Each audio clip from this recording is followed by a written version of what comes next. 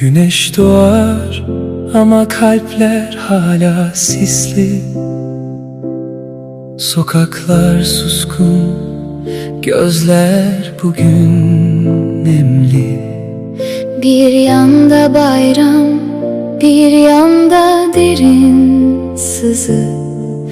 Dinsin artık masumların bitmeyen acısı. We see the shadows, hear the unheard cries, searching for justice under silent skies. From east to west, let love reach every hand. No child should suffer in any land. Bir umut var, sönmez içimizde. There's a light we cannot hide. Parla çocuk, karanlıkta doğan umut gibi. Gözyaşın dinsin, kalbin bulsun yerini. Shine bright, little diamond, through the darkest night. Every child deserves peace. Every child deserves light. Küçük eller tutunsun yarınlara. Korku değil, umut dolsun sokaklara.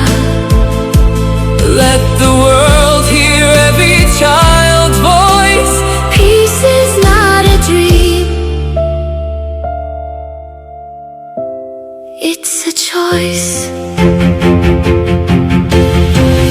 Dursun silahlar, sussun feryatlar. Çocuklar yaşasın, gülsün yarınlar. No more silence, no more pain. Let love wash away the rain. Shine bright, little diamond, ignite the hope today. Let every tear and fear Just fade away. parla çocuk, seninle dünya çok daha güzel. Barışla büyüsün Her kalp, her can, her el. Yeni Rich Nisan, barışın bayramı olsun.